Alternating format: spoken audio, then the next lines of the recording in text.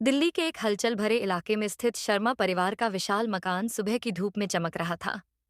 आज का दिन विशेष था क्योंकि घर में एक नई बहू का आगमन होने वाला था। कमला देवी शर्मा, 52 वर्षीय, अमित देश के आमों में व्यस्त थीं। वे एक पारंपरिक महिला थीं जो अपने परिवार के मान सम्मान को सबसे ऊपर रखती थीं।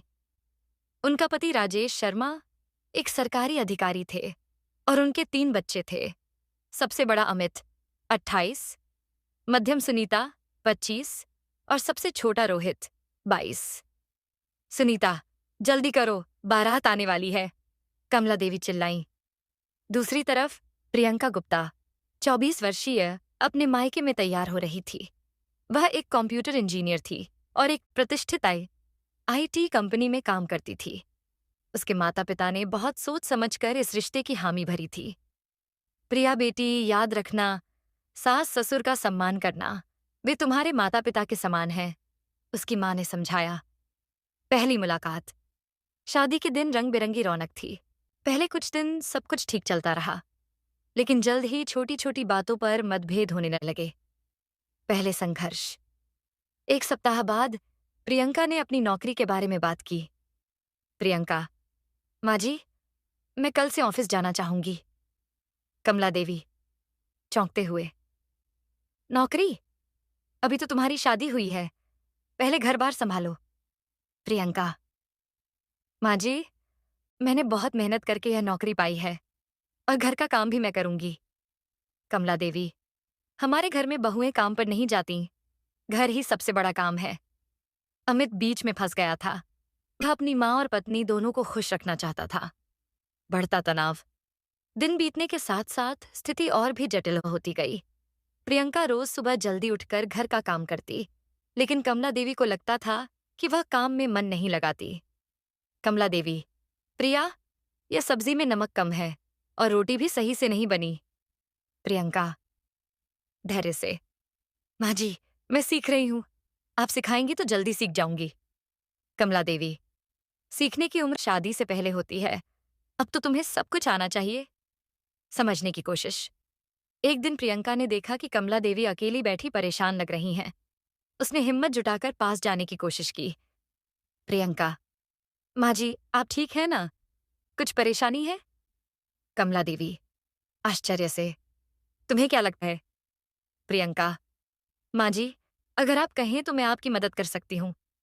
कमला देवी, रोहित की पढ़ाई का खर्च बढ़ता जा रहा है, पता नहीं कैसे होगा। प्रियंका, माँ जी, इसीलिए तो मैं काम करना चाहती हूँ, घर की जिम्मेदारी उठाना चाहती हूँ। पहली बार कमला देवी को लगा कि शायद वह पैन सी प्रियंका काजबाई को गलत समझ रही थी। त्योहार की खुशियां। दिवाली का त्योहार आया। पूरा घर सफाई और सजावट में व्यस्त था। प्रियंका ने खुद पहल करके घर की साफ सफाई और रंगोली बनाने में हाथ बंटाया। प्रियंका, माँ जी, मैं मिठाई बनाने में आपकी मदद करूं? कमला देवी, तुम्हें मिठाई बनानी आती है?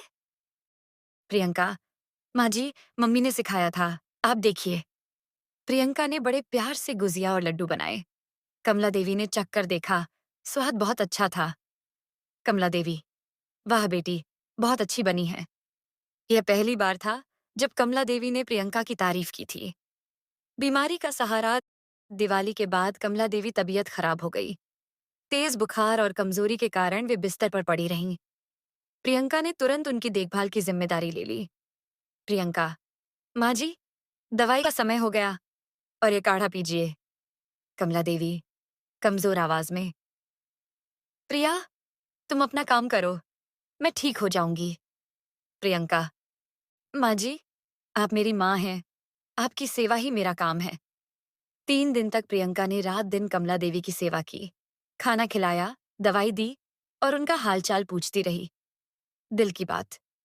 जब कमला देवी ठीक हो गईं, तो उन्होंने प्रियंका को अपने पास बुलाया। कमला देवी, प्रिया, बैठो यहाँ मेरे पास। प्रियंका, जी माँ जी। कमला देवी, बेटी, मैंने तुम्हारे साथ बहुत गलत किया। मुझे लगता था कि तुम काम पर जाने का बहाना बनाकर घर की जिम्मेदारी से बचना चाहती हो। प्रियंका, आंसुओं के साथ, नहीं माँ जी, मैं तो सिर्फ घर की मदद करना चाहती थी।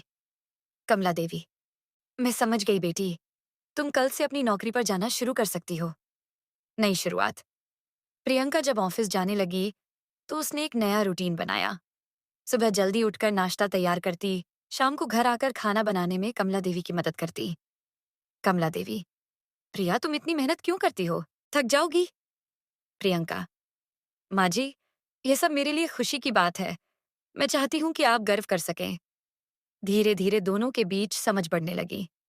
कमला देवी प्रियंका से ऑफिस की बातें पूछती और प्रियंका उनसे खाना बनाने की नई रेसिपी सीखती। पारिवारिक संकट। एक दिन अचानक राजेश जी को दिल का दौरा पड़ा।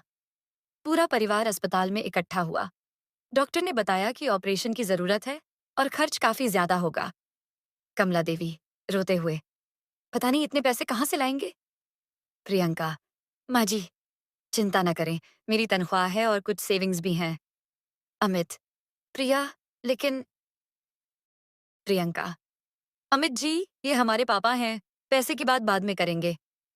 प्रियंका ने तुरंत अपनी सारी सेविंग्स निकाली और ऑपरेशन का इंतजाम किया। कृतज्ञता का भाव।